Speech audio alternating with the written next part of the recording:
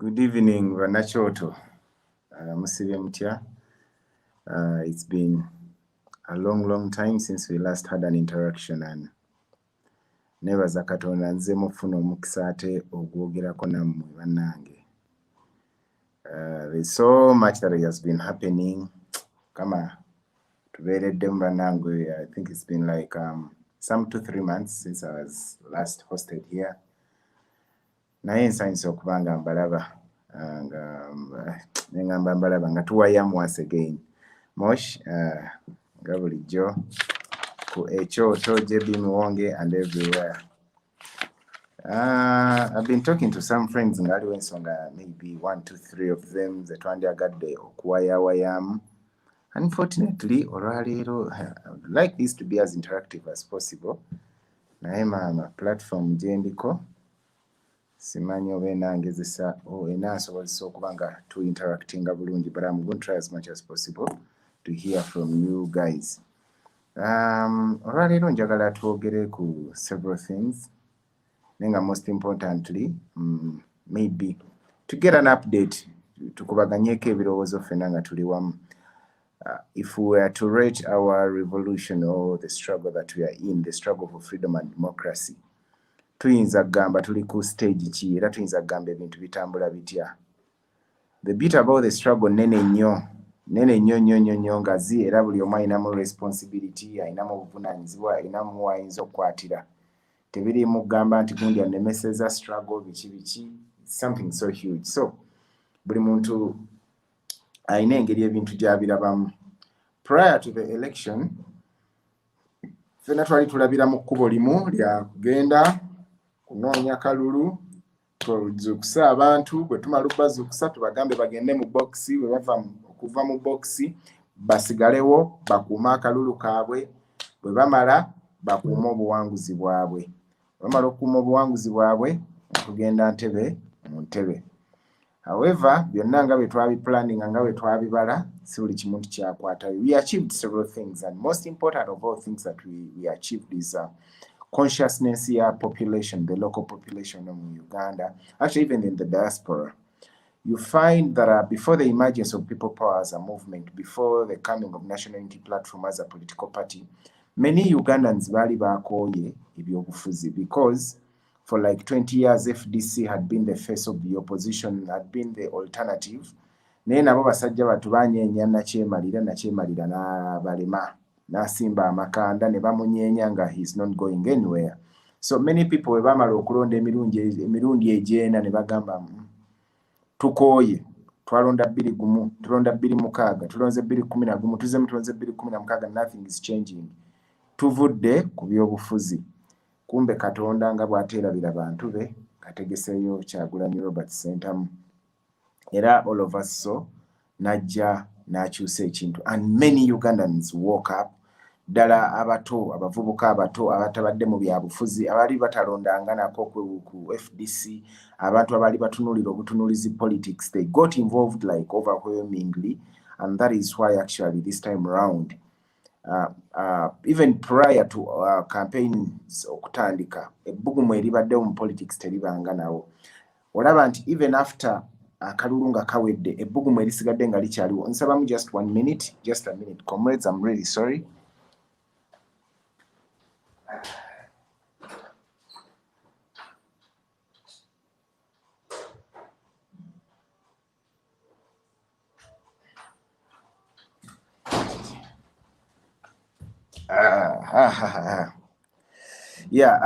Ebbugumu eribaddewo mu kalulu kaluno libadde teribanga nawo. It has never happened before.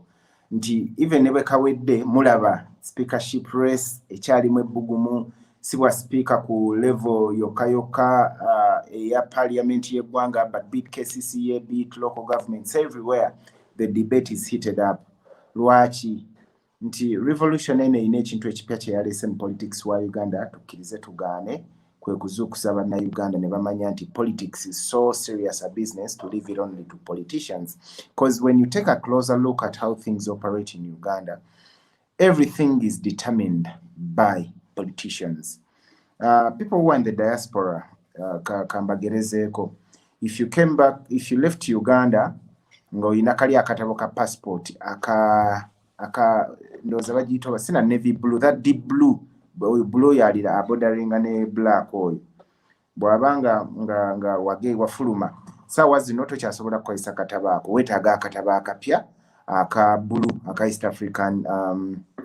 East African community naye baani abakiteeka mu nkola bannabyabufuzi baatuula mu parliament ne bakiyisa nti kati passport n'obadde ogifunye eggulu eri enkadde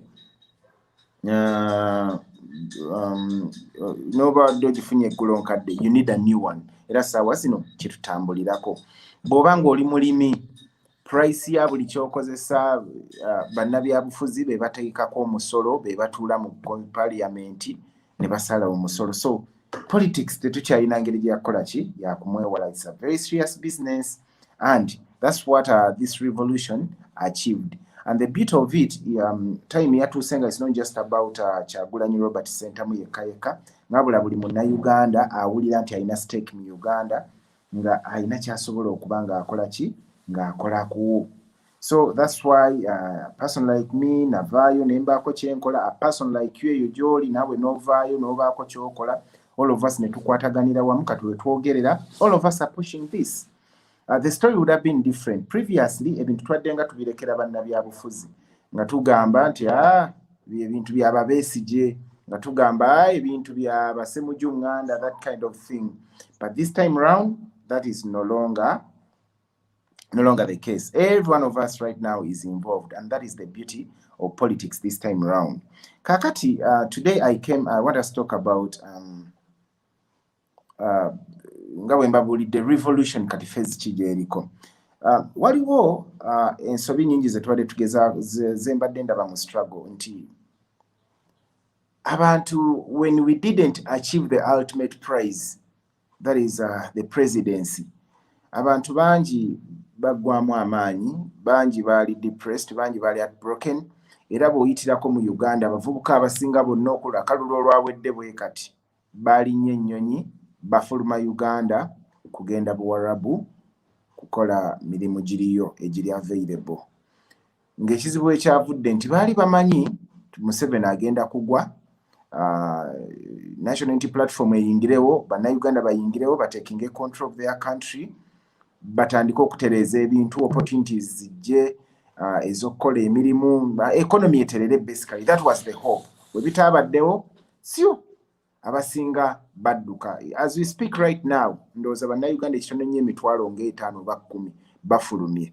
Ate kisalako ku muwendo nti the bureaucracy eri mu kufuluma Uganda, genda funa passport, vaawo genda mu Interpol ku approving, vaawo ate noonya company ekutwala, especially those who are going to the Middle East. Kyekiringa ekibakalubiza, but if it was just free entry, free exit, singa mu Uganda ndowooza population ya 1,400,000 singa musigaddemu 10,000,000 kubanga abantu bali so much disappointed. Naye fena tuba tujja kuba twerimba if we continue thinking like nti ebintu twali tubadde tugenda kusailinga busailinzi through tuyingire State House. Museveni yakozesa avenues nyingi n'okusinga kuffe. Museveni had a political front, era mu ba Moses Kigonga abatambuzanga propaganda, ba Matthew Kaire abatali mu nsiko, ba Mama Mbabazi abatambuzanga abazanyanga politics wa bulijjo, n'abeera ne armed front. Armed front ye yalimu abo abali mu Luwero Triangle. Zonna nga ziri very active. It took him 5 years. 5 years okuyingira obuyinza. Naye nga 5 years etwogerako yali alwanyisa regime y'Obote eyali ezze mu 81 mu 80 okulonda kwaliwo mu 80. Regime yali emaze just 5 years. As we speak right now, we're talking about a regime that has been in existence for the past 35 years. Miaka 35 nga regime weri. What does 35 years mean in a dictatorship? It means entrenchment. It means disenfranchisement of the population. Abantu mutuuka ne mubeeranga abamu bonga regime bakisinza nsinze era nga mwenna babeera ku Twitter oba babeera kuno ku social media mulabako abantu abawagira regime naye ng'ebintu bye boogera tebikkirizika ku regime nga bagisinza. Museveni bamulabanga Katonda. Ye regime gye twogerako okusuula gye tugezaako okusuula. Twogera ku regime and making sure that no institution works independent of the dictatorship. Twogera ku dictatorship dictator ya making sure nti buli institution oba buli kintu kye tuyina mu Uganda kimaringa ne state house.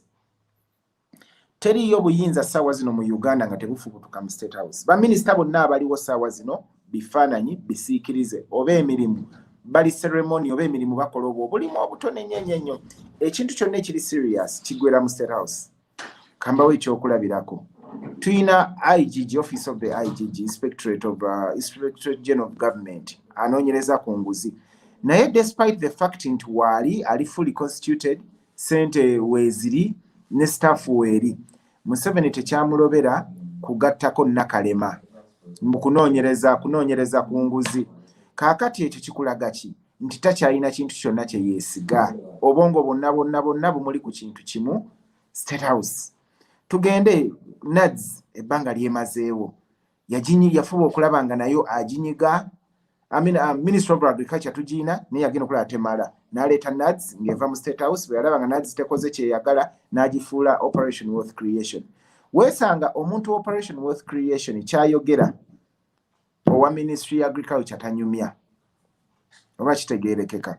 Look at the army. UPDF yaliwo emyaka gyonna nga PGB weri as a small fraction of just about 1,000 people. Abakuuma Bosco. Naye olw'okuba UPDF tagyesiga taginako ultimate control n'ayiyawo ejje eriri strictly under the State House. SFC we twogera SFC nze n'okuba eyingira abasirikale oba amagye emitwalo ng'ebiri. Mwalabye bwe tubeeredde mu campaign trail. SFC nga buli kimu yekikwasaganya yetutrailinga. Electoral Commission eri yabadde ekintu ng'ekirimu erugo ekyambogo okubala kwega buli kimu taking over. That is what we are talking about. That is a dictatorship that we are talking about. So tuba somehow tuyinamu engeri ya wishful thinking and we need to get realistic. Si kyangu nnyo era it would have been a miracle had we succeeded to dislodge this regime within just a matter of 3 years. Actually 3 years zigenda kuwera buwezi nga people power movement esimbudde ate NUP natera oweza omwaka mu July ndowooza nga 22 NUP lweweza omwaka nga political party.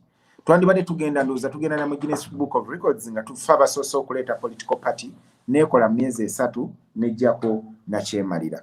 However, that shouldn't be an excuse for us okufailinga oba obutatuukiriza bye tulina okutuukiriza. Because I believe, just like all of us believe, singa ffenna tumalirira bannayuganda abaagala enkyukakyuka n'abaabo bokka mu 7 baagamba abaalonda Kyagulanyi Ssentamu miliyoni 3 oba 4 ne tumalirira nti Museveni si ye president waffe. We can take this guy ne tumusuula. However, revolutions si bwe zitambula. Much as waliwo level of consciousness creatingidwa mu local population naye ate era bakyalimu akatengo oba bakyebase bangi nnyo and we can't dismiss that. Weesanga nti ku population y'abantu miliyoni 44 oba 45 tulina mu Uganda, abantu abategeera dynamics z'ebyobufuzi ezigenda mu maaso tebawera 50% of the population. Kubanga akalulutu era twabalanga ne bwe twandibadde ffenna tulonze ba registered voters twandibadde miliyoni 18. 18 million strictly out of 45 million. Kikulaga nti over 26 or 27 million zo zisigala ziri awo nga tezirina either teziri interested oba bato nnyo emyaka nga tegibakkiriza oba abalala bakadde nnyo nga tebabigoberera. Ekyo bw'okikomparinga n'ensi nga Meima ssaawa zino oba bagiyita Manyima oba Meima whatsoever ssaawa zino ewali okwekalakaasa kulifulula biswa, olabawo enjawulo ey'amaanyi nti bo tewaliwo nakalulu wabula the military just woke up one day ne overthrowing a legitimate president nemuga tukugjeeko. Abantu nga tebalina allegiance y'amaanyi nnyo eri president waabwe nti kumufiirako kiri awo ne bakera ne bagamba military tugiganye ffe twagala civilian rule. Bagenze myezi kati ena tebazikiza. N'eki kitwala okubeera ne population eri very woke like that. Kyama, it takes so many years, it takes a lot of hard work. It might not take actually so many years, but it takes a lot of hard work, of consistency, of seriousness and organization, so that buli muntu gw'osanga nga political animal ebyaddala si bino ebya Uganda abantu politics abamukolanga hobby, abamukolanga part-time job. Politics is a full-time thing kubanga every day policies are being passed ezikosa obulamu bwaffe on a daily basis.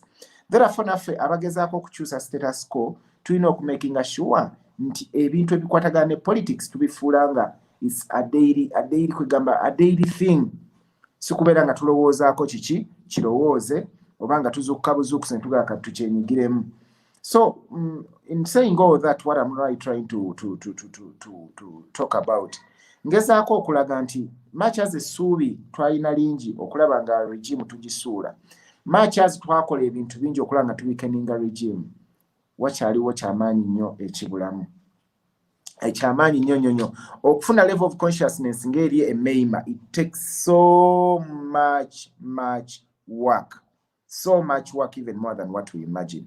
I'll give you an example. Could day one mumeima middle class yayo baleeta emmotoka zaabwe zonna nga bagenda ku mirimu ne baziparkinga mu nguudo ne baziggyako battery ne batambula ne bagenda ne bablockinga amakubo.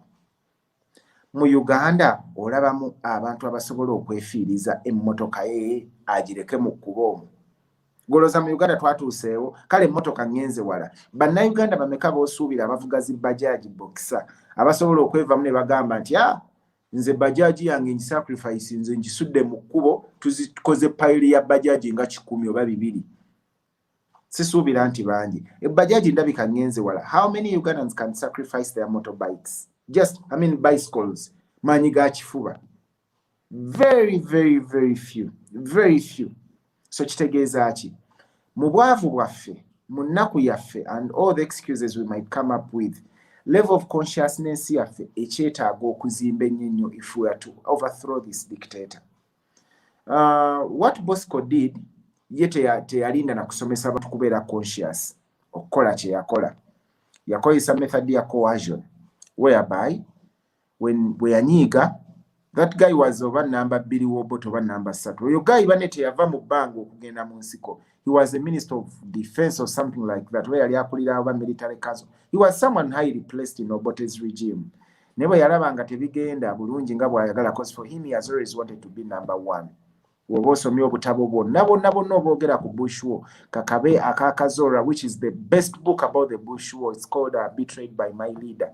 Tekakyaliyo kati mu maduuka ne bw'onaaba ofunye omukisa n'okagwikiriza copy. It's the best book you could ever read. Very objective, nga kuwa kyekyaliwo. Oyo guy tayagalangako kuba more less than number 1. Yakozesa coercion okukaka bannayuganda okwetaba mu lutalo. What did he do? Bw'ayingira mu Luweero Triangle, they made sure that either the government kills you n'obeegattako, oba they make the place so insecure ng'olina okudduka obeere nabo. So kyova olaba nga family zonna ezaali mu Luweero Triangle za contributing abalwanyi directly to join the Bush War. Nti tebaabawa optioni. Ne bino ebyaffe ebya people power omuntu wa ddembe. Leero n'obeera mu struggle, n'owummulamu, ne wayitawo omwezi 2 3, toyakoze yadde ka post, tokoze activity yonna leero. Kwegamba it's part time, it's casual. And the funny bit about this casual struggle, the more we make it casual, the longer it is going to take. Lwaki kigenda kutwala longa? Kubanga ffe tusazeewo tugikolera mu nnyumba zaffe, which is not a crime, but it makes us really become complacent. Tukolera mu nnyumba zaffe, tukolera ku mirimu gyaffe, kwegamba tulinamu ka comfort yako nti we have options. However, bano abasajja bo mwana baasalawo nga tebalina optioni, bayingira ensiko nga balina optioni emu, either kubaziikirayo nga mirambo oba kuvaayo nga be bafuga eggwanga. Era within 5 years they had achieved their aim. So kichengezaako in all this nkoze background preamble nga nneneko, kyengezaako communicating nga kiriki struggle etuuse we bagiyitira ddala struggle nga si just kunyumyako kunyumya nti ndi mu struggle. Everything is real right now. Bw'ogamba nti oli mu struggle, kati essaawa yukiprovinga. Time etuuse nga people power movement erina fronts 2. Erina the activists front n'ebeera ne politicians front. Ba politicians balina kye bakola ne ba activists balina kye bakola. Me, you, fena batwesimbawo oba bataalondebwa genda mu councils ne parliament, fena basigadde twafuuka ba activists. Ba politicians betulina, if I may remember bulungi, tulina close to 60 members of parliament. ne tubeera ne local government chair top leaders 13. That is districts and cities. We have top, there are 13.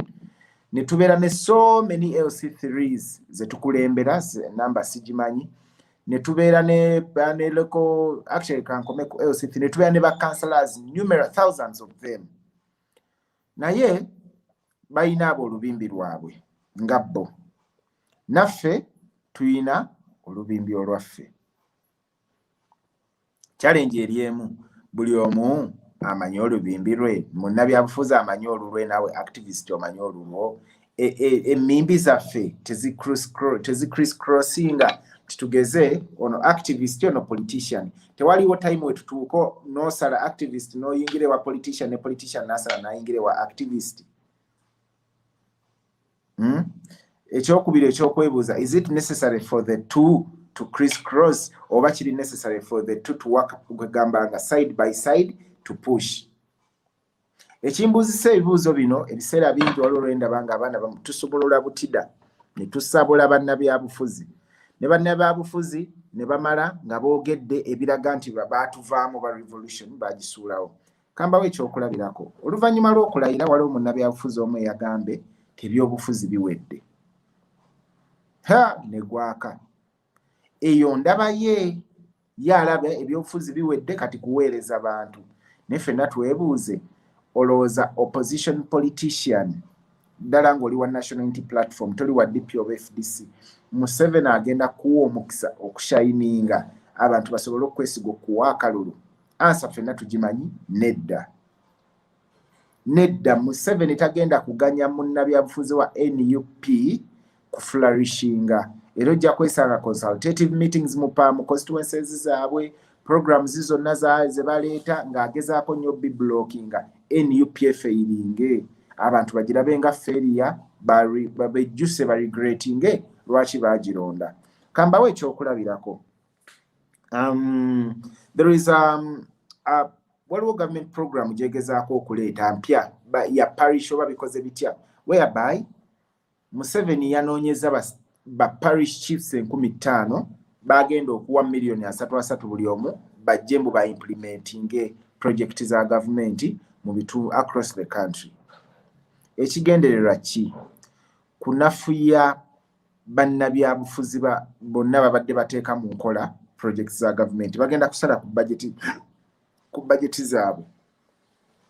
Bazisale sente baziwe bana abantu ba cadres abava direct mu State House bajje nga bebasolving ebizibu ku byalo.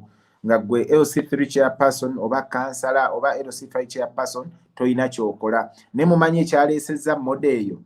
Ekyagireesezza olw'okuba NUP yawangulidde waggulu nnyo mu Central Uganda.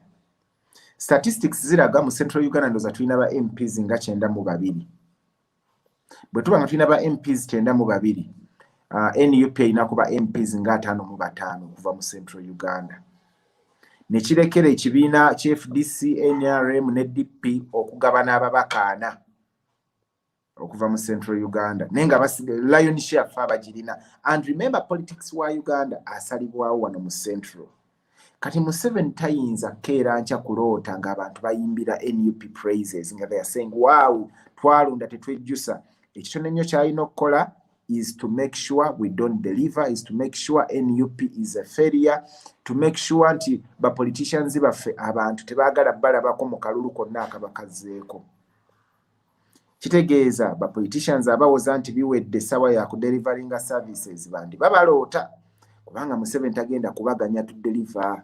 Tasobola kukkiriza kuswala oyo guy ayina ennugu etakoma awalanira ddala. Therefore nga tebanneerimba mbu tugenda kuweereza services and all that, they should remember nti unless Museveni ng'avudde mu ntebe teriyo MP teriyo LC5 agenda kisanga nga kyangu to deliver services oba complementing a manifesto eyo gye yasuubiza abalonzi be. Therefore kino kitegeeza ki nti bw'oba politician ekifo ky'olina kikozesa in an activism way. Beera mu parliament naye ng'ogenzeeyo okukola activism enafuya dictatorship, activism ezuukusa ababaka abalala okutwegattako, activism ereetera abantu okugamba nti ya Uganda bulijjo mulimu opposition ng'esaaga busazi. NUP is the real deal. Twagala bammembe nkaaga be tugenze nabo. Kyagulanyi yagenda mu parliament bw'omu nga ye mubaka wa people power yekka aliyo. Atuuse okuvaayo yavuddeyo olunaku lwaggulu okulayira lwe kwawedde ng'alesseeyo banne nkaaga. Kati njagala enkaaga multiplying by 60 tufune 60 times 60 tufuna ki?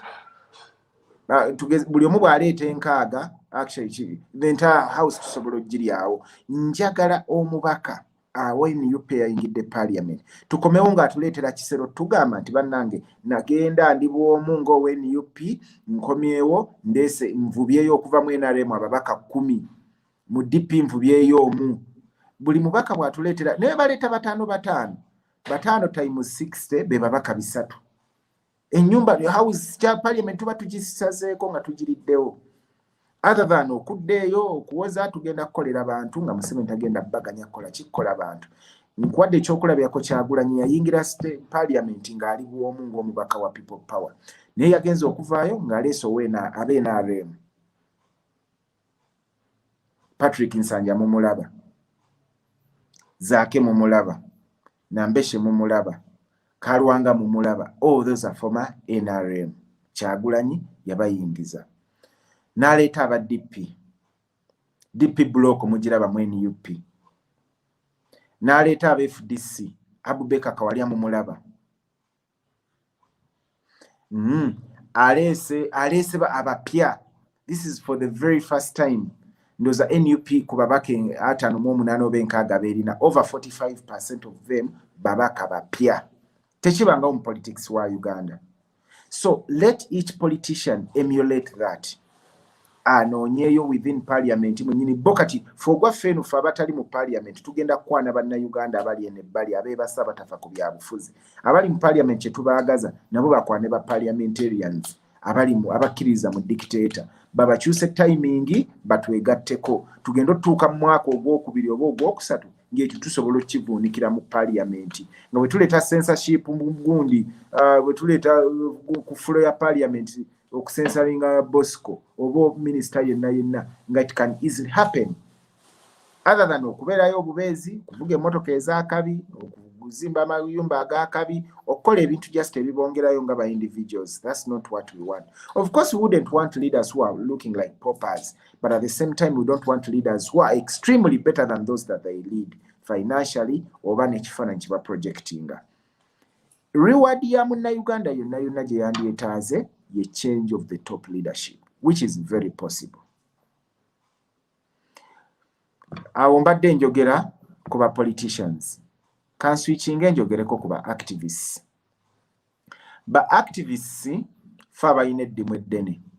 Era eno bw'eba mmotoka people power oba revolution bw'eba mmotoka fa bagenda osalawo oba emmotoka etutuusa gye tulaga oba tugikuba ekigwo. Unfortunately, already mu nvuga y'emmotoka olw'okuba nti Kyagulanyi yawa abantu liberty buli omu okukola nga bw'ayagala akkiririza mu ddembe eryo abamu emmotoka buli omu agikwata nga bw'ayagala abamu mufo kyoteekamu G egenda mu maaso bateekamu reverse mu kifo ky'okuweta ekkoona sawa revolution kukyusa phase tuweta kkoona bo steering ate bagiweta balemezaayo obubinja obudiverting ekintu kino mwenna mubumanyi si bipya byenjogerako. We know waliwo click y'omu UK which is a UNN and stuff like that. Tubamanyi bulungi kye baliko. Omulimu gwabwe motoka gikuba kigwa. Eriyo ba individuals on ground nga ba activists naye nga batuli bubi nnyo nga ekintu tebasobola gazi ya bwongo bwabwe kukkiriza nti revolution si muchezo. Much as bwe twali tusimbula, we made it look so simple so that everyone could be attracted and join it. Naye tekitegeeza nti tusigale bwe tutyo. Twajjanga abasaaga tetulina kusigala nga abasaaga because we mean business. After all, we want the leadership of the top job in this country. And if you want the top job, you have to be up to the expectations of the top job. So ba activists abakyesulise ba activists abakyakisaagira, this is the time to know that this is real. This is not time for diversions. Kubanga time y'okusaaga mu time y'okugezesa time ya buli kimu yaggwako bintu bya ddala. Ba revolutionaries oba fe ba revolutionaries fa balina otteeka bannabyabufuzi ku nninga fayo balina obbalungamyanga yeesulika ne tumutereeza ne tumugamba gundi toweesulika gye tulaga wala wano mba mulowooza mutuuse zuukuka tweyongereyo. But revolutionaries tulina okusigala nga tuli true to the cause.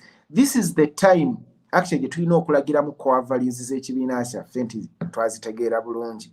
This is the time okulaga discipline ekika ekyawaggulu. Naye for the very first time bukyanga revolution etandika nalabako live evuma President Robert Kyagulanyi Ssentamu. Sigamba that he's above reproach. He's accountable to all of us.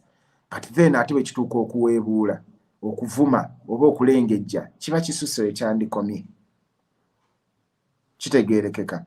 But revolutionaries yefe abalina obuvunaanyizibwa nga bwe ngambye bali nti ba politicians multiplier effect yaabwe yakwongera bannabyabufuzi mu revolution ne naffe ba revolutionaries tulina obudimu eddene ennyo ennyo ey'okwongerako ba activists within the revolution. Tulina okukwana abantu okuva mu bibiina ebirala, okukwana abantu okuva mu masinzizo ag'enjawulo mu masomero and everywhere. Tulina okumultiplying ekintu ne kikula ne kigejja ne tuuka ku level egamba nti the entire country is in this wave of change. Abantu tubajje mu culture y'okulowooza ku by'okukyusa eggwanga mu election period yokka. Ogwo omugugu gwaffe nga bannabyabufuzi. Nga ba activists. Because, like I said, this has to be continuous. This has to be a mission that is etali time ukugamba nga tetujiwa time frame no gamba nti Museveni tumuwadde emyezi 3 bw'agaana nga tuwanika. No, if we come with such an attitude tubyerabira ebyokujjako Bosco aba agenda kutuzoganya ne mutabani wajje atuzoganye. Ba revolutionaries yefe abalina okubeera nga DNA y'ekibiina oba eya movement fe abagisomesa eggwanga, fe abagisomesa population. Kubanga kyenjagala tumanye ffenna nti politician gye buva bulaga ne gye bwenkana kyakulembeza is the personal interest, which tojja mufaultinga kubeera nga yeekulembeza nga ye, kubanga naye muli ye addira personal interest ye n'agiguza abalala. Naye gwe revolutionary olw'okuba personal interest yo ebeera more nga kale nga kisikiriza abantu bangi nnyo. Okugeza personally nze ndoota ku Uganda erimu obwenkanya nga ina environment ensobozesa okulowooza freely n'enjiye ebyo ebinsobozesa okugyayo potential yange mu bujjuvu n'embeera mu ssanyu. For instance, ndoota ku education system entakula obwongo oba etakulaba abaana bange obwongo n'abalala bonna abantu balowooze bayiye ebintu ebyenjawulo ebisobola okuproperinga Uganda ku length Uganda egende kwegamba ku musingi gwetannatuukako. Ndoota ku government kozesa resources ze tulina obulungi okunterawo social services kubanga zo zigikakatako ezinsobozesa okweyagalira mu ggwanga lyange Uganda. Nze bye bisinga okummenya kubanga nkimanyi ebyo we bibaawo sobola okukola ennyumba ennungi n'engizimba gye njagala, emmotoka gye njagala n'engikola kwega nembeera mu bulamu buli decent bwe mpuliramu emirembe. That's the kind of thing I'm looking at. Nga sisoose kwesimbawo. So revolutionary kikakatako okuzuukusa mu buli munnayuganda omulage nti wadde tagenze kwesimbawo naye singa ensi eba eteredde ng'erina obukulembeze obulungi naye ajja kusobola okweteerawo embeera evuganya n'oyo eyeesimbyewo bonna ne babeera mu bulamu obulungi obuli decent. But most important of all, revolution eno bwegenze ekula bwegenze yeetooloola, there are things ebizze to light bye twali tasuubira. Ffenna nga twali twetegese okuzoganya Bosco tuyinza okuba twa-underestimatinga naye level ye ey'okuturesistinga oba ey'okutuzoganya. For instance, we never saw the abductions happening. Twali tusuubira nti in case people try to rise up ajja kukola ekintu nga kye yakola eruuka. But we didn't envision abductions kwegamba ku mutendera kwazikoledde whereby we twogerera abantu balinga mu 4,000 abawambe nga tebamanyikiddwako gye bali nga bamu tetulina nasuubi tuliddamu okubalabako. Ekintu ekyo kyatukuba ekkonde kwega kyatukuba ekkonde evvannyuma oba kyatukangamukko olw'ensonga nti abductions zino zaakolebwanga mu ngeri eri fani. Bakufunza oli bwomu nga temuli mu kibinja nga tulina ne weerwanirako and they take you. Notaddamu kulabikako. Time neetuuka nga ba activists abaali bakuba kelere saawa zino bateekako kakola tondeka nnyuma to be safe from the drones. Kikulaga nti batutwala mu mazzi ge twali tegese kuwugiramu. And you can't blame anyone for that. Wabula crediting a dictator tya asusse bukambwe. Kakati dictator waba asusse obukambwe nga ye affe gye twalowooza ntujja muzoganya bintu bijja kuba maybe fair mifumbi ku mifumbi ye n'ateekamu ekya surprise attack nti bakufundiriza mu kafunde eyo gy'osula oba ku kkubo ng'otambula ne bakulyawo n'otaddamu kulabika. How do you overcome that? How do we overcome that? We twogerera namba emu saawa zino omulambo ndowooza gutuuse 10 gye gugenda okugalamizibwa. Yafiiridde in mysterious circumstances. He was an activist, a foot soldier. Teekawo embeera kuddamu abantu b'okuwuliza nga mulambo. That shows you how sophisticated the struggle is. Kaakati ffe bwe tubanga n'enkola emu ng'obwongo bwaffe bwonna buli ku nkola emu nti Museveni tugenda genda mu kalulu bwe tumala tumuwangule, bwe kitabaawo tupowe, ebyokuggyako nakyemerera byanga ebituuse ne bikaluba. Nga naye bw'alina obubadi bungi ng'akozesa ku abductions, n'akozesa tear gas, n'akozesa drone, n'akozesa okutta, n'akozesa buli kimu okulaba nga yenywereza mu buyinza. I think it's high time naffe okubeera nga tulowooleza from a multidimensional approach. Tubenga ekintu kwegamba tumwaŋŋangira mu ngeri nnyingi ez'enjawulo. Instead of diversions, awulira nti ekintu tekikolebwa bulungi nga bwe wandisuubidde, nga bwe kyandikoleddwa. President Kyagulanyi Ssentamu talina muntu n'omu gwe yateekako comment tobaako ky'okola. Bw'oba owulira oyagala kuba kasepiki kakube as long as kanafuya dictator. Bw'oba owulira okukuba enduulu nga kye kinaamugyako kikole. Nekikyengezaako kugamba ba activists kitukakatako okuyiiya emitendera emingi egy'enjawulo eginafuya dictator, because if we don't, we might fail to overthrow him. And if we fail to overthrow him, ebizibu byonna bye tubadde nabyo nga bannayuganda bigenda dabolinga budabolinzi. Seetagana kibajjukiza already mukiraba. Omusolo come 1st July guno omwaka gwonna omusolo omupya gwe bayisizza gugenda mu nkola. We twogerera ba MP bayingira ebitaano kitegeeza ki? Nti badeni y'okulabirira abafuzi mu Uganda oba abakulembeze mu Uganda yeeyongera buli lukedde. Ba councillors ku level zonna baakubisibwamu emirundi 2 oba 3. Ekyo kyonna kitegeeza public expenditure and administration erinnya bulinnya. Ssente ezo zigenda kuvaawa mu ggwe nange omuntu wa bulijjo. Kitegereka bulungi. So these problems are going to be continuous. So naffe kitukakatako okuyiiya enkola ez'enjawulo ezirimu amagezi ag'enjawulo okulaba nga tweyimbulako na kyemalira. Luli twalinanga abantu before akalulu twalinanga abantu abakolanga ebintu eby'enjawulo. Mwalingamu abaabeeranga wano ku kitimba ne bakisabula ne bakikuba ne twogera ne bakomenting and all that. Ne mubaamu abamufa abalinanga omukisa okutambula across the country before the campaigns. Netwetoloola Uganda yonna nga bwe tubonyesa enjiri bwe tukola ki. Nebaayo eyaweerezanga ssente nga gwe obukugu bwo oba contribution yo ya ssente. Nebaayo maybe abaakoleranga eyo behind the curtains nga bo gwabwe gwakutegeka. For instance ku Kyoto tulinako mukyala Pam Kayaga Kiras Monitor. Tewali kumwe yali amulabyeko ndowooza nga face ye evuddeyo naye yabeerangayo ya schedulinga shows nga yajjukiza gwogenda ssaawa bweziti ne clashing nga her contribution is immense. Nebaayo JB Muwonge rarely, okay, he used to make submissions but most times nga tatera wabula ogugwe kunoonya info yonna egattako ku struggle nagi broadcasting on several platforms across the spectrum. Naye saawa zino wenjogerera ndowooza ffenna kati omulimu twafuna gumu. Ndowooza ogusinga ffenna gwe tukola keyboard warriors. Ffenna saawa zino tuli crammed in that small space eya internet. Sigamba nti mbi oba terina kyegattako.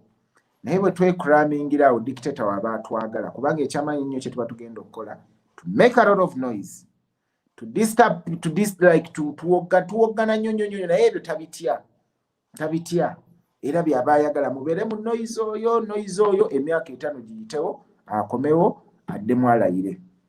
Bosco nga tafudde tagenda kulekerawo kwesimbawo. That is a fact.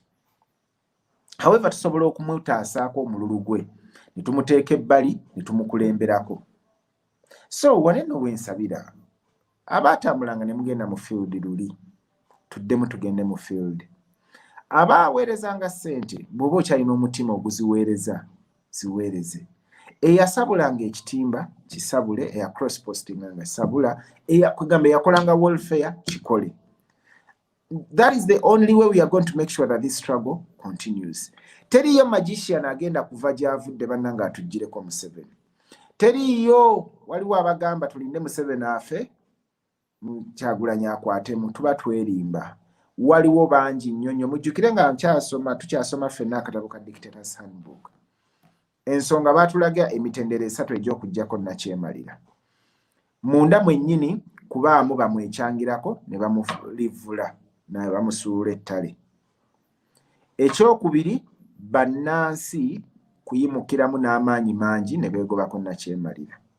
Ekyokusatu amaanyi ag'ebweru external forces ensi n'eva eri nga bwe mwalaba Libya ne bagobako Nakyemalira aliko.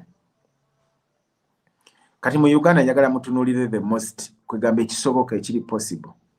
Musuubira kyangu nnyo ensi engwira okuva eri egobe Museveni? I don't think so. Kubanga ensi ze twandibadde twesigulirako zonna zeeguya Museveni.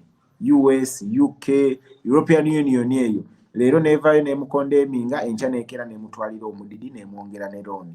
Ensi ezo zimwagala olw'ensonga ayina business interests zaabwe ku mutima. Abakkiriza abajjako zirooni ennene ennyo, abakkiriza ne bajjawo ne bakola byonna bye baagadde. So foreign countries teziri naffe, tuli ku lwaffe. N'ekyokubiri, singa within NRM dictatorship mubaamu abamwekyangirako ne bamujja mu buyinza, era ffe tusigala bweru. Era siffe bagenda okuyingira mu buyinza. So ne kitulekera option emu kumobilizing abantu kubeera nga beddiza obuyinza bwabwe ssemateeka bw'abawa mu kawaayiro akasooka ennyingo esooka ti obuyinza bwabwe. Baalonda Robert Kyagulanyi nga pulezidenti waabwe. Bwe muba nga mukakasa mwamulonda, making sure ayingira State House abakulembere by all means eziri legal within the constitution. I don't know if I'm making sense. So saagala tubeere awo nga twerumaaluma. Revolution nnene nnyo. Tetwetaaga na kukubagana, tetwetaaga na kusikangana bitogi. Buli omu w'okutte nyweza. Obuzibu naawe bugenda okuva ng'ozunga. Leero oli eno, oli eri, okugamba gwe buli wamu oyagala obeewo. Gwava mu field, gwajja ku kitimba, gwayogera bino, gwa spokesperson wa kino, buli kimu weefuula akimanyi, weefudde eggalo ssajja. Ojja maliriza ebimu obisobezza. If you good and you can do it, go ahead and do it. No, owulira nga amaanyi go tegali in a certain field. Nywerera wali w'osobola, okikube awo kinoge, other than okuzungira n'okuzungira eri. Mwe muvudde diversions, era mulimu bannaffe boolaba, nga kati baafuuka ndiga zibuze, baafuuka kaasa, baava ku mugendo. Ate nga munnange Nakyemalira byayagala, ebyo twawulayawulamu, ekintu kisigala awo nga tekiri serious. And like Kyagulanyi warned us, tayagala bintu bya creating another Besigye. Tayagala bintu bya creating another FDC. Twagala bintu bya ddala kubanga politics is so serious a business to be left to politicians. Fena waliwo kye tusobola okukola ne tugoba Nakyemalira ensi n'enyuma ne tweyagaliramu. I had so much to talk about. Maybe kuba ku status quo. I mean kuba yoka update akatono chekigenda maaso within let's say within the political party right now. We twasembera okuva ku kitebe okulonda ba speaker ba local governments ezenjawulo kukyagenda maaso. Ngera party yasalawo abagala obwa speaker n'obwa deputy speaker council ya ba kansala bamwe bonna bajja mu kitebe abeesimbyewo ne babasaba obululu ne bakulondera awo. Tebiriimu nti kumpa kaadi nti ekitebe kironde muntu kimukakatike ku bakansala omatiza abo abagenda okukulonda ne bakuwa okubeera flag bearer wa NUP. So ebintu ebiyimiridde ndowooza by 30th KCCA ejja kuba emaliriza okulayira local governments zisimbule naffe ba activists tudde ku mirimu emitongole. Mulowooza nno wano naasukkawo tuwayizaamu, it's been long, badde mbamiisinga, mwebale nnyo ababaddeko balengera wano principal powers obaddemuko nnyo ng'oli active nnyo, class monitor nkulaba obaddeko, Sentongo Frank, mwebale nnyo forever you've been watching and sharing this message. By God's grace, I hope I'll be back tomorrow with nga tuli in a discussive mode, nga tuli never discuss and abalala ate twongere okuwayaamu n'okulaba watya bwe tusuula nakyemalira. Kama Katonda abampeera ekiro ekirungi. Good night.